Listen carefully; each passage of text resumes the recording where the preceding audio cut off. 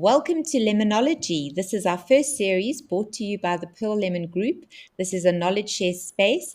My name is Aldine and I am the Growth Business Development Director at the Pearl Lemon Group. And with me today, I have Grant Pringle, one of our senior account managers. Welcome. Thank you so much, Aldine. Thank you very much for having me and looking forward to be part of the panel of discussion today.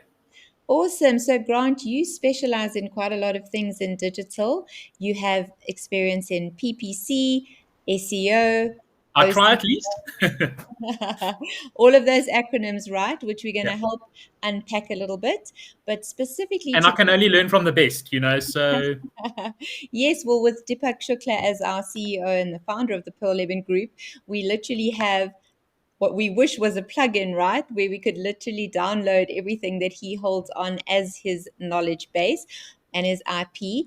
But today we're just going to focus on the simplicities of SEO because that's a great place to start. Any client or person or business owner who wants to start up and have some effective platform like a website that they want to bring in leads, sales, etc., we're going to showcase how that can be done and how Pearl Lemon can literally bring in our expertise to land them what it is that they need as far as effective digital goes. So if you don't mind, I have prepared a few questions and I would like to start off you showcasing all of your experience with PPC, OCR, SEO, lead gen, etc. that spans over an 11-year career. And let's see if we can bring something to the table that can help others. Are you good with that? More than happy. The pressure is on.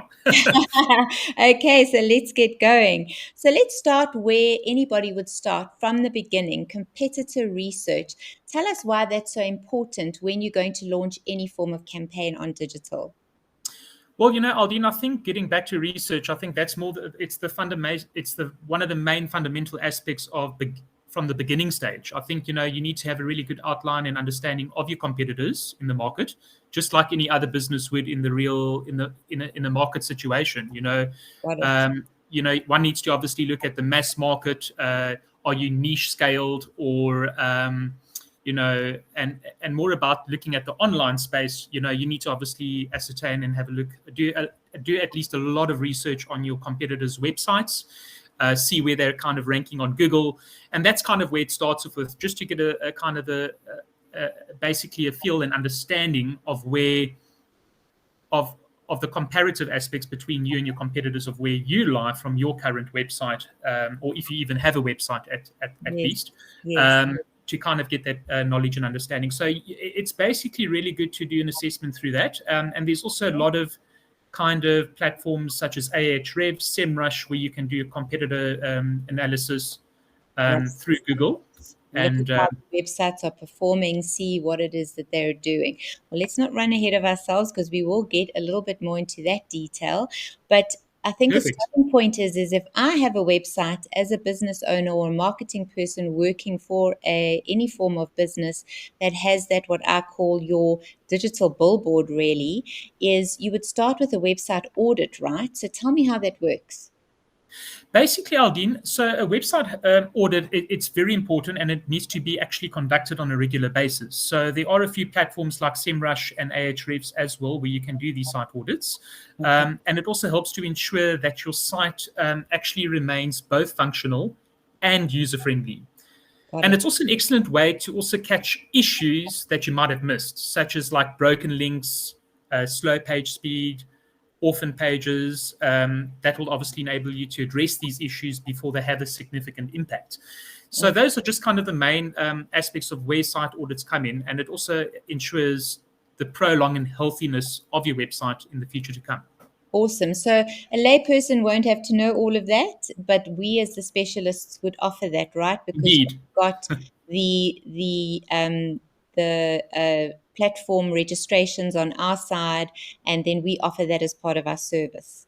Is that definitely? And I would say an audit is just like any other audit you would do. Like if it's a tax, VAT audit, or finance audit, taking your car in for a service, it needs to kind of be serviced on a. There you go. So what you've just said is that it's a specialist that does it because you won't know exactly how to do your car service. Exactly. Love that. That's what I was. It's an analogy, let's put it that way. Love it. So then we get to the keyword research. So explain the different kinds of keywords and the importance of why you would want to research them. So, Aldine, first and foremost, there's two types of keywords that you need to aim for. You need to obviously aim for your primary keyword, and this is going to be the main topic of discussion, or what your business speaks for, the nature of your industry. So one needs to obviously do keyword research. That obviously involves, there's a few platforms, once again, like SEMrush, Ahrefs. You can even use Google Keyword Planner to conduct keyword research.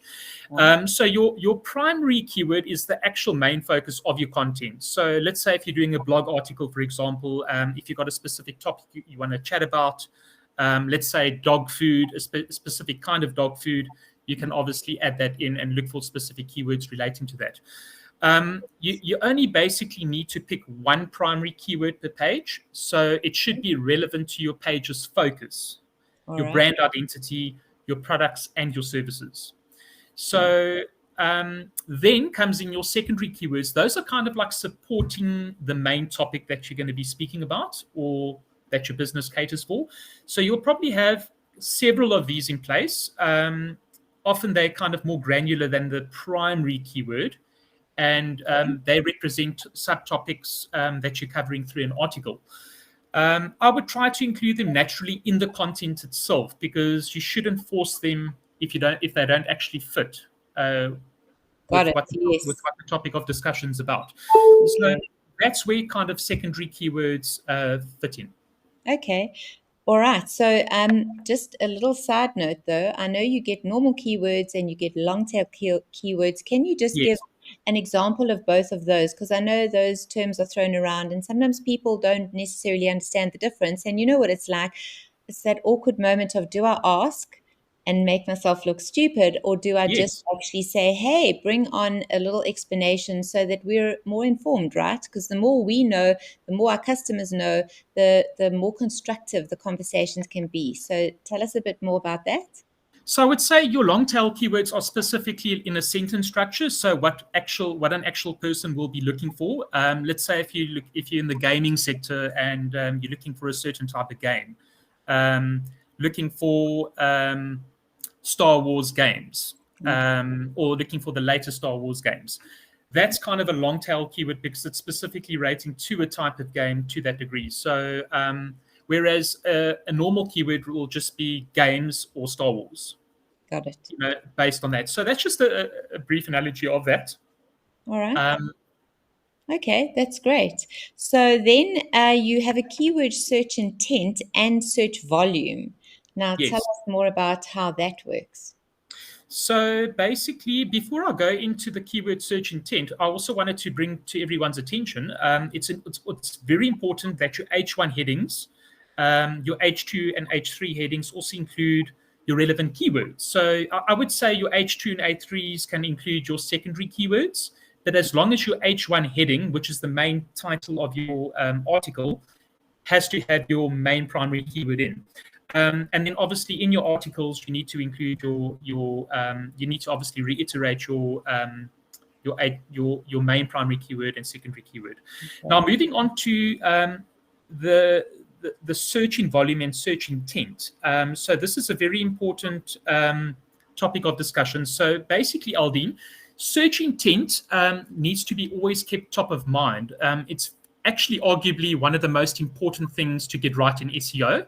So can I say an intent means what is it that I actually want? What am I looking for? What's my intention? Okay. Exactly. And it needs to relate to the industry that you're in. So basically, it also needs to relate what people are searching for. And this will normally show on the tools and systems when you actually do keyword planning.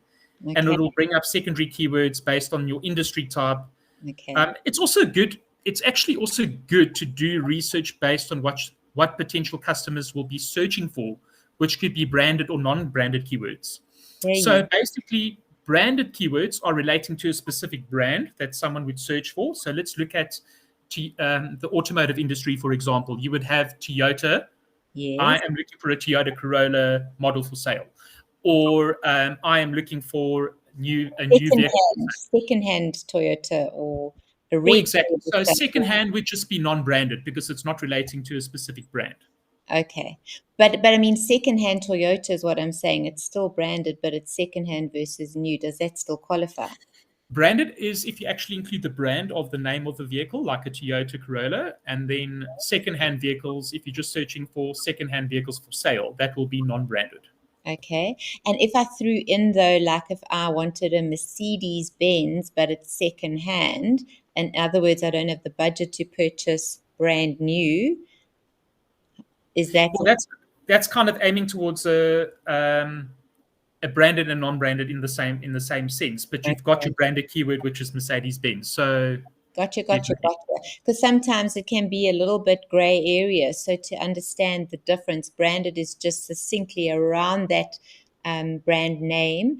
Anything that's Correct. added to that dilutes it, and it's no longer a branded keyword. It's a what's the Yeah. And derivative? you also get general keywords, which is basically, looking at Mercedes Benz secondhand vehicle. That's kind of a very generalized keyword out there. But if you want to be more specific, you can go to location targeting in a specific geographic location in an area, and also price. You can look for prices, insert prices in your keywords, and that will narrow down the targeting for you as well. So that's just to give you a sense of an idea. And I think if you're buying something online, like a consumable or a fast moving product, it doesn't matter where it's coming from, but a Exactly. vehicle is that much harder to get delivered to your doorstep if it's coming from anywhere outside of your general region. So then the location is important in that instance. Location is very important, and just also getting back to search volume, Aldine, I think basically, as it actually implies, it relates to the volume of searches for actually a given keyword over a specific time frame. Okay. So there's actually a variety of factors that need to be taken into account, such as industry type, for example. So let's say if your industry is a very niche focused industry, mostly in the B2B sector, that kind of where I think keywords can range between 50 to 500 keywords per month, compared to the insurance industry, which is a much bigger market, the FMCG market, like you mentioned. Yes, Let's refer to it as the mass consumer market, got it. which is focused on areas such as insurance, like I said, the FMCG Then, industry, etc., etc. Those are going to generate huge volume amounts of search intent through a month. But the two kind of basically are relative to one another, because if you got 50 to 100, or let's say 50 to 300 keywords for a very niche market, yes. those 50 to 300 keywords in 1 month can be a heck of a lot of keywords based on the search volume, because the industry is so niche. But for those amount of keywords, you can obviously generate a lot more ROI. So Okay. moving back to the automotive industry, you might have, let's say, at specific vehicles like Audi, right? Good. Audi or VW. You're obviously going to generate, there's going to be more keywords relating to VW than Audi itself, because Audi is such a niche player in the automotive sector Right. that there's less people with more disposable income or 100%. Yeah. to buy that Makes type of vehicle. So that's sense. kind of Rolls Royce will have this much. yeah, exactly. So basically, just to conclude, search volume, basically, it's all relative to the nature of industry type you are in as a business. And I think that's what you need to have an open mind about when it comes to Yes, search volume and yes. search intent. So right up front, when you're doing your competitor research, you can also see what your competitors are using for their keywords or how they're being found. And does that Exactly. help you decide on what keywords you want so that you're not competing too much with the competitor? Is that a good way of looking at it? Indeed, it is. And there's obviously a few other platforms where you can do your competitor keyword research. And that will be on, like I said, SEMrush, Ahrefs, or Google Keyword Planner.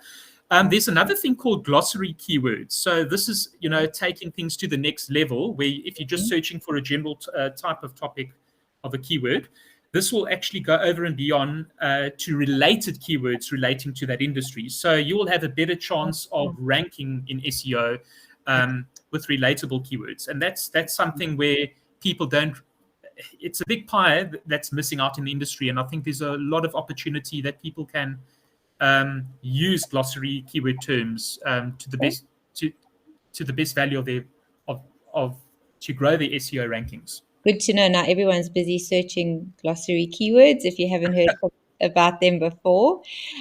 Awesome. So let's move then on to content, right? Websites can be heavy with content, and some websites Agreed. have too little content. So, what is it that you can share with us about content and how it's related to SEO and how it's influenced, or how SEO influences content? I suppose there are two ways of looking at it. Indeed. So basically, there's two aspects to content, right? So there's the quality of your content, and then we also need to bear in mind when content starts to decline. So I'll be kind of covering these actual two topics. But Okay. first, I think what we need to look at is how how how quality orientated is your content. And there's a saying, Aldine, that goes by "content is king," and I think it plays Yes. one of the most crucial aspects of SEO. Yes. If you can't get your content right, you're not going to you're not going to be picked up by Google from a credibility angle, and you're not going to trigger Google. Let's put it that way. So you need to have really good, compelling, and evergreen content. Yes. Um, and if you want users not only to visit your site, but to return to your website, you need content that is original, comprehensive, and like I also said, evergreen. Yes. Um, Basically, original content comes from, they actually come across more than trust, and it enables audiences to understand your perspective and expertise. And it enables to actually build a relationship with you because, while they're reading your article about a certain industry type, they're putting their trust in you Mm. to understand that. So, you also need to have your facts backed up.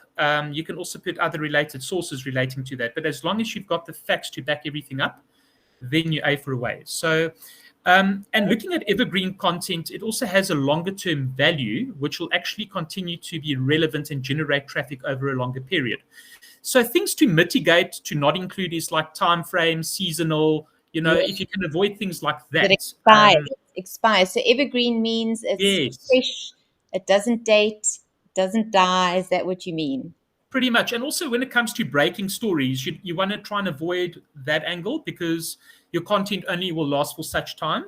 Yes. So evergreen is longevity. You need to Love obviously that. adapt your content to the longevity. Like that. Um, That's going to land the meaning for those who don't know.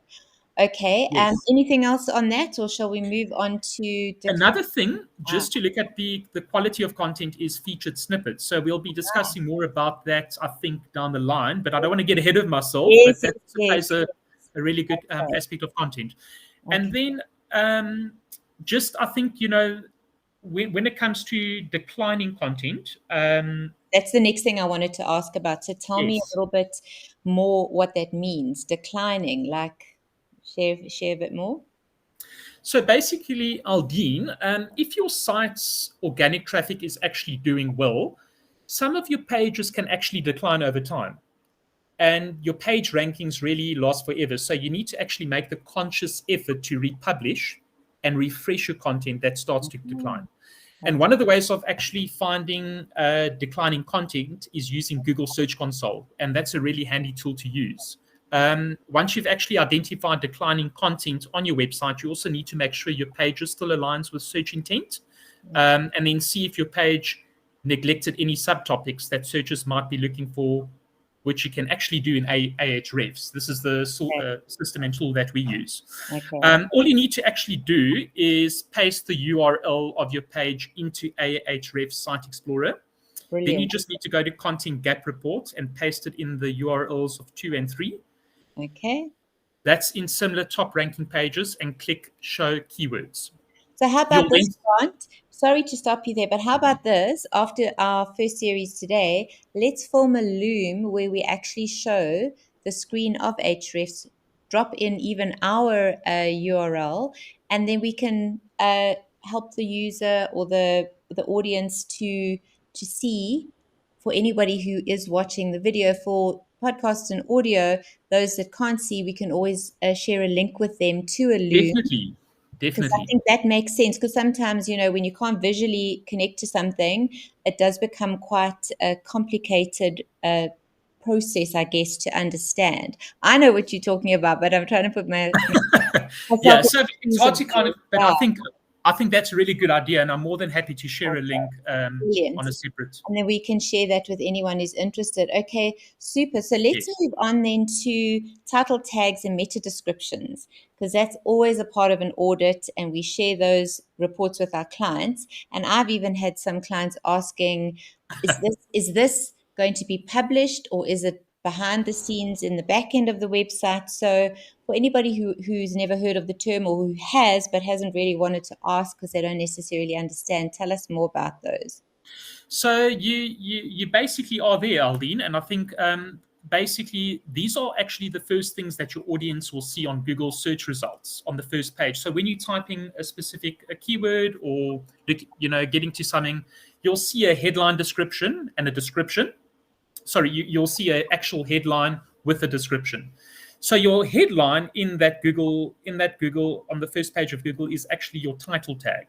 That's And it. then you've got your meta description, which falls part of the description. So these kind of relate to Google ads. Normally they have the actual title tag and your meta description. And the same applies to blog articles. They also have your title tags and meta description. So these are So basically, if I were to say, for layman's terms again, when I type in to Google, I'm looking for that red secondhand Toyota, it's going to yes, bring up all the results. And I know another acronym here that people will be impressed by, and that's SERP. It's your search engine result page. And that's the page that populates on my screen. And then correct. ads are often the ones that are at the top, and you can actually see in bold it says ad, right? So we know those are paid for. So if we trying to find It will something say sponsored if it's paid for, sponsored, and non-sponsored will be organic content. So that's really that you've got good, valuable content, and yes. it's And so shown there. often as the person doing the searching, the ads always feel like a hard sell, that somebody's trying to get me to pay, whereas I might just be looking for information. So often Correct. people will scroll down, and then you have all the different search engine pages that ultimately what our job as Pearl Lemon is that we want to get our clients onto page one, right? Through doing all Always. SEO. It's always about the number one. Exactly, and as high up as possible on that page. So the more we can Correct. share about how we do that, the easier it is then for somebody to come to us and trust us with this expertise. So you were talking about the title, the meta description that comes up, looks like it is almost the same format as an ad, right? A PPC ad. And they're both relevant to one another, Aldine. So basically, your title tag has your main primary keyword in it, and your meta description will include both primary and secondary keywords. But you get different forms of meta descriptions, and especially when you're doing Google ads, Yeah. which obviously is a separate thing to SEO organic. But I think it's kind of the same practices you would adopt when you're doing SEO. So when you're obviously setting up Google ads, you can actually do three types of title tags and meta descriptions to mix and match, like very much like A/B testing or ABC Yes, testing. yes, So yes. Google Ads obviously offers that alternative, where you can have different type of content related to your audience. Well, we'll The record another knowledge share on that. But Yes, then there's also the Google Display Network ads, and I think those each have correct. their own little bucket. But thanks for that. That's really, really helpful. Then let's move on to FAQs, because it seems to be a hot topic at the moment that a lot of search is, or pages are being found, or websites are being found through having FAQs on your site, because you then are answering a question that somebody's got in their mind, and you're already going to dish them up the answer without them even connecting with anybody, and then related searches to FAQ. Yes. So tell us more. So this is actually the important part of where people, where most people actually miss out on. So, I mean, if you actually go to Google and you type in a specific keyword you're looking for, or a product or whatever it may be, right at the bottom of Google, you'll see FAQs. So there's other related FAQs, frequently asked questions relating to that Yes. specific topic you're Okay. looking for. So in this sense, what you should do is actually whatever topic or product or service you're chatting about, you should actually go to Google, type it in, and actually get an idea of what frequently asked questions they are relating to that. So it's kind of like Googling Google, but Yes. you also want to the closest type of, you want kind of the closest source of frequently asked questions relating to that product. So that with related searches, it's right at the bottom of Google. So that's kind of very similar searches to the specific topic you're looking for. I would also include that in the body of the content right at the Yeah. bottom. So normally at the end of your article, that will feature. But Okay. also, Aldine, you are actually unlikely to rank for questions that you don't answer, which can actually cause you to miss out on long tail traffic. So Got it. it's really hard to get the correct type of question someone would ask for, but you never know. You might hit the jackpot when it comes to that. Yes. So Yes. Okay, but the more content you've got up there that has been very strategically placed because of this, the keywords and the SEO, is how you're going to create that organic traffic versus having to yes, pay the media budget, which PPC and GDN obviously require, right? So yeah, thank you for that. So now you can start talking about that term that you used just now, which is snippets. featured snippets. Yes, Google yeah. AdWords and featured snippets. Tell us why that's important in SEO. Of So, those. Aldine, I don't know if you are aware. You obviously seen it yourself, but I think for our audience out there, I think for them to understand, a featured snippet is basically one of the special boxes Okay. where the format of a regular result is reversed. And that basically shows the descriptive snippet in your content article first. So in this case, it won't show the actual title and description, of your content piece. It will show just a small snippet review of Yes. content that is relatable to Google, which Google picks up. You Okay. can actually also win a snippet, like for instance, a high volume term, and can shortcut your way to number one position on Google. Okay. Um, and that will dramatically increase organic traffic to your page. All right. So some featured snippets are also easier to win than others. So it also pays to prioritize low hanging opportunities. And these are basically the keywords with decent monthly search volumes where Okay. you currently rank in the top 10. Okay. And Google also already knows, can show the featured snippets. So in other industries, there might be, your competitors might have featured snippets, but to obviously better that, you can actually find keywords in Ahrefs, Site Explorer, by entering your domain, and then you can actually get indications of really good featured snippets in that platform. So I mentioned Google AdWords. Where does that come in with regards to this whole process? So Google AdWords is a separate thing. Featured snippets are more to do with organic content itself. Okay. So Very that will be interesting. basically really good, compelling content through specific keywords that you've used within your article. And basically on that kind of snippet, that's kind of more relative to Google. What So there's triggers Google to no be? budget. Once again, it's all organic because you've put Yes.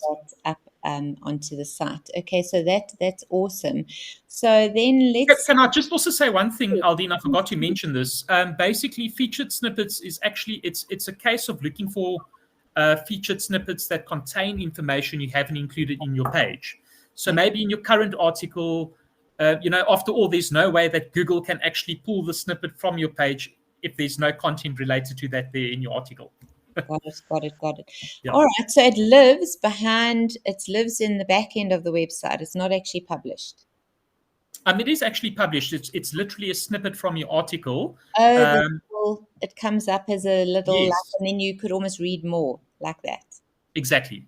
Okay, Yes. perfect. So there you go. There's another way of asking a question when you don't want to sound stupid. Now I've got that answer. So then let's move on to link building because I mean everybody hears it and we have it backlinks and internal links, etc. Tell us more about that and why it's so important for SEO, Grant.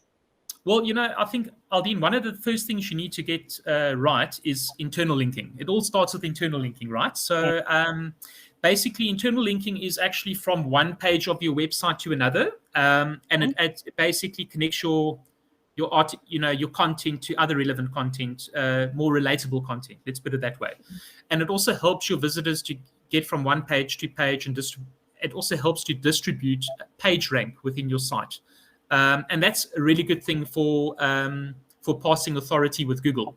And you can find also internal linking opportunities in a few ways, but the actual link opportunity report in, I think, in Ahrefs site audit is by far the easiest and quickest. Another thing I'd like to add is internal links also help search engine crawlers find your content and encourage users to stay on your site longer. So I think to get the basics right first, the most fundamental aspects of any sort of page linking starts with internal linking, and Got it. then to Got it. external linking, and then backlinks. Now, question, because it came up with a client the other day. Do Yes. social media links qualify as an internal link? So if I've got my Facebook and my Twitter and my YouTube and I'm getting clicks on those, do those qualify because they're my links? That's more in the external category, which relates to outbound links. So, your social media platforms, although they're connected to your website, the icons themselves, they're still an external platform. So, although that social media link relates to your specific company or page or individual or person, it's still seen as an external link. Okay, but it Internal qualifies linking, as a link, though. It still qualifies as a link. Those clicks still show correct. activity. Okay. Yes. And Brilliant. the nice thing is with social media, this is a discussion for another day, but you can actually pick up an holistic overview of all your clicks through all your social media platforms to your website. That's nice because you're looking Yeah. at the traffic and where it's coming from. From an holistic angle. From Yes. a holistic angle. So then tell us more about backlinks. So backlinks are basically external links from other websites which lead to your website. Okay. And it's a very, very critical ranking factor that Google sees. And it's really difficult to get backlinks because this is why there's a lot of value and time put into it to get backlinks. And most people do guest blogging and stuff like that, or offer to write on other similar relatable industry like websites, or to share content. But I think it's definitely one of the hardest things to acquire. But Okay. and So another thing you need as to an example, I'm a fashion store online, and I showcase my different brands that I'm selling. Then do I go to maybe a manufacturer or to somebody that has accessories or some industry related sites, and I say, hey, would you feature my website on your site? Is that how it works for Oh, backlinks? most definitely. Any sort of links relating to your website, content pieces, anything relating to your industry itself, Okay. that you can partner with. Just see them as a partner. That Exactly. would be very relevant. Google recognizes because that now brings traffic to my site. It makes my site look active. I'm updating Correct. the content all the time. I'm optimizing and making sure my keywords are in the metadata title and description. And so that this all starts working together now for anyone. They can start seeing the picture of how SEO is not just a one-step process. It's Not at all. a compounding. And so when clients say, so can I see results next week? The answer is generally patience and Yeah. let's just roll out at least 1 month, because in that 1 month you're doing the auditing, etc. And then you need it to start kicking in, right, and compounding. So when SEO agencies are saying we need 3 months to start seeing some form of effectiveness, it 100%. really is a 3-month process to It's a start. long-term process, definitely. Okay. Anything more on linking, or shall we? Well, just one thing I'd love to keep our audience in mind is that you need to also keep in mind, backlinking. It doesn't necessarily mean that your page needs hundreds or thousands of backlinks to stand a chance of Yes. ranking. Right. It actually depends how competitive the topic is that you're chatting about. So, Okay. the more competitive the keyword, the reality is, Aldine, you'll be actually needing a heck of a lot of backlinks, Okay. and that will take time to generate. But and obviously with low competitor, keywords, backlinking will become much more feasible. That's kind of your low hanging fruits. Okay. Another form of backlinking, like I said, is also guest posting, which is like guest blogging, but that just means writing and publishing an article on someone else's website, ideally in your same niche or industry, like Yes. you mentioned, in the In the fashion industry. industry. Mm. You might want to approach a fashion retailer or a fashion kind of a middle A wholesaler or a a wholesaler. Yes. great. And then I just need to raise something because I know this does come up a lot as well, is you can Yes. have 100 backlinks, but if 60% of them are toxic, tell us what a toxic backlink is. So those are basically links that are normally have the 404 mentioned. So those could be articles that are non-existent anymore Okay. from other page owners. So you always need to ensure that your links are actually working, and you can Yes. obviously run an audit through Yes. Ahrefs or SEMrush. Okay, so that website might have agreed to host my URL, and then they shut the website down or they unpublish that page, and suddenly this is now registered by Google Exactly. as a toxic backlink. Okay, that's good to know because I know that that does come up in conversation.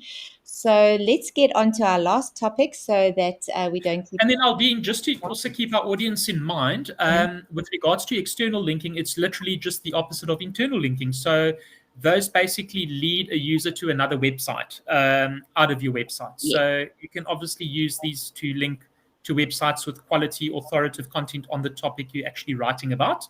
got it. Yeah, Okay. and it's also Internal is within the site from page to page. External is offsite. correct. That's correct. Yes. Awesome. Well, now we come to actually usually where a lot of clients start when they come to us with their pain, and that is that my site is too slow. It takes 10 seconds to load. Fix it, please, quickly. And the reason that I'm asking this is because I've just had this experience. Tell us the importance of page speed first, and then we'll go and look at some of the elements that affect that. And Okay. we're So talking desktop and mobile now as well. It would be nice to get both as yes, definitely. I think mobile is a very critical part, especially with a majority of the world's population is on mobile, and the yeah. majority of the percentage of time spent on the internet is through a mobile phone. So the first thing one needs to get right, Aldine, is the actual user experience of your website, and it needs to be customizable to mobile and desktop. Okay. So if you don't get that right, you're not really going to, Mhm. your audiences are not really going to, your users are not going to have a really good user experience. And that refers to UI, user Yeah. experience. Yes. Um, and that falls actually under conversion rate optimization, which is a discussion for another day. Yes. So, Another one of those acronyms, CRO. yes. So page speed actually has a combination of both CRO and SEO. They kind of work hand in hand together. Okay. And basically, let's say if a page loads too slowly, users are actually unlikely to stick around. And that increases your bounce rate, number one. And the page's loading time is one of the 3 core web vitals and a ranking factor. So you need to obviously get that right. Yeah, because it's Um, instant gratification that we're all after, right? If I can't get it on that site, I'm going to bounce and search something else. Yeah, and you can actually just hop onto Google Page Speed Insights, where you can actually it's a free SEO tool that scores your desktop and mobile page speed, and it's normally on a scale of 0 to 100. So I Okay. would say anything over an average score of 70 is really in good standing, but anything kind of below that, you need a bit of work and tweaks there and there to optimize your pages accordingly. Okay. Um, Just to clarify, you're talking score now, not page speed, right? Page speed should be under like how many seconds? I would say it also depends the nature on how big your website is. Everything is relevant to one another. But I mean, if you just got a landing page Mm, website, I would say probably up to 3 seconds all or right. 2 seconds. Okay. And some of the heavier sites with lots of content might be up to what, 5 or 7 seconds? Well, that's a bit too long actually. If anything over Already, 5, you're hitting the red zone, right? Yeah, pretty much. maybe under Yes. 5. Got it. Got it. Yeah. Um, okay. Before we move on, anything more just on the overview of page speed, or shall we move on to images?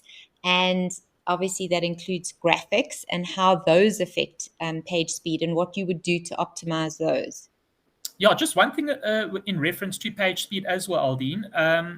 Like I said, if your page actually loads too slowly, you also need to look for page elements that might be increasing your load time. So you can also, for example, you can actually have unnecessary plugins in your website.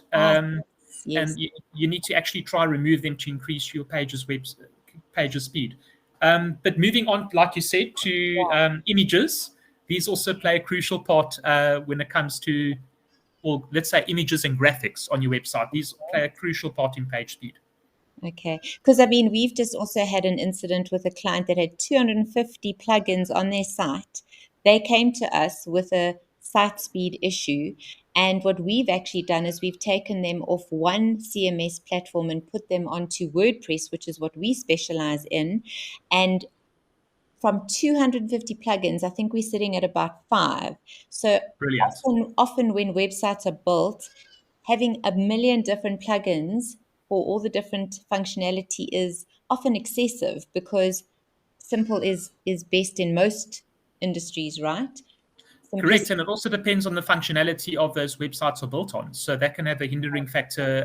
So WordPress is one of the longest standing and most credible platforms. I think it's close to over 60% of the world's population uses WordPress websites, Yes, which means and it's supported and it means that there's constant updates on always, the yeah. types of plugins, the speed of those plugins, the integrations of those plugins, etc., which is what I've definitely been able to convince a client to move over to it because of exactly this. Because it's not worth optimizing SEO on a site that's not functioning because it's sluggish and it's got too many plugins. You want a good, solid, healthy site first, and then you put the SEO execution onto that, right? Otherwise, you're just wasting clients' money, and that's something that we definitely don't want to do.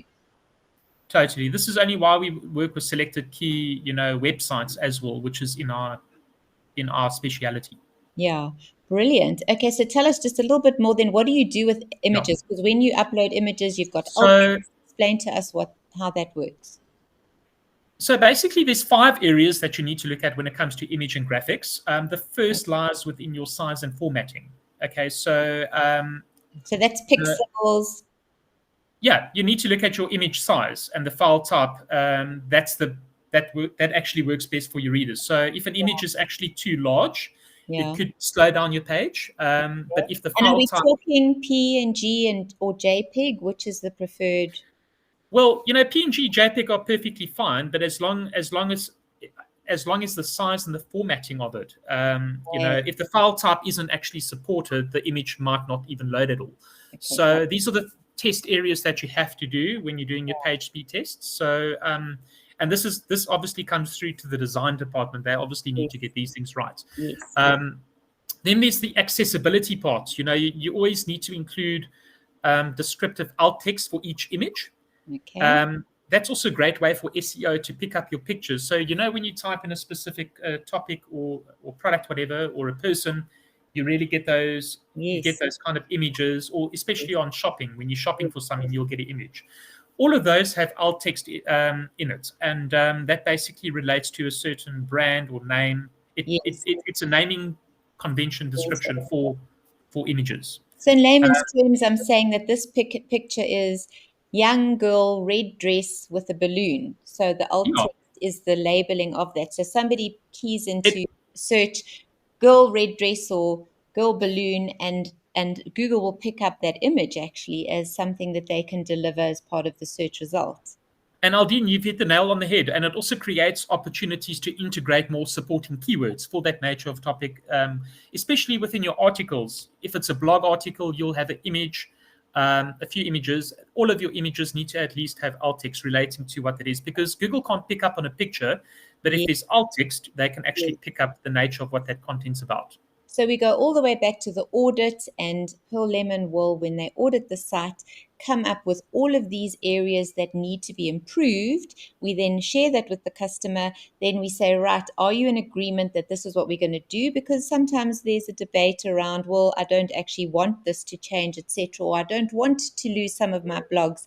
And we showcase, but hold on, too many blogs with competing keywords or too many keywords competing with each other on different pages on the site is not going to do them any good, right? Because Google then sees it as, what is the term? What does Google see that as? I would say it's more of a conflicting error. So you need to obviously there's conicalization, but that's a different That's right. discussion when it Yes, we'll comes do to that too, and on yeah. another Now the But I knowledge. think, always try and keep your keyword specific, or your alt text imaging for your alt text naming conventions for your images. Try and keep it relevant to that specific image, um, and that will obviously set it apart. Okay. And We then can't. Yeah. the next thing is just obviously context. You need to provide context for your images by placing them beside relevant text on your page. Okay, good to know. Yes, they can't just be thrown in and not be, because it'll confuse the reader, which then Yeah. of course And this obviously goes to do with your H1, H2, H3 headings. It's always good to have kind of images relating to those. So, but as long as your images are placed under the relevant topic of discussion. So, if you're talking about, let's use automotive, a specific type of engine feature for a car, you need to have that image embedded under the H2, or if it's a H1 heading per se. okay. Awesome. Well, that has been very insightful. Is there anything else you'd like to share before we wrap up? Well, I think that, yeah, there's just two more aspects to images and graphics. So you've also got linking for images. Aldine, I didn't know if our Ah, audience understands this. So this is another form of external linking, but you yes. can actually create descriptive names and logical URL structures for your images. So if you've got a piece of content, an image in your article, Mm, um, that will basically go out of your website to that specific URL. okay. Um, but that's a name, a specific structure you've put in place that Google can read. Okay. Um, and that actually helps to optimize to share your pictures on their sites, for other people's sites. Okay. All And right. that can actually grant you backlinks as well, Okay. funny enough. Fantastic. So when I hover over an image and it is clickable, Yes, intuitively, I think users nowadays know to hover over and click even correct. words. If a word is highlighted or is underscored or is bold, often you don't have to say click here. Intuitively, the user knows that that's going to take them somewhere either inside the site or off the site. Well, you said there were two things. And Is there? that's relating to infographics. So if you've got a detailed infographic, it might be slightly small, but you can actually click on it and enlarge it. That will take you to a different page with that URL structure naming convention on there. So Okay, um, that's quite important to keep in mind. brilliant. And Well, then lastly, we always need to remember to test your pages on mobile and desktop. yes, So you need to do yes. this over time.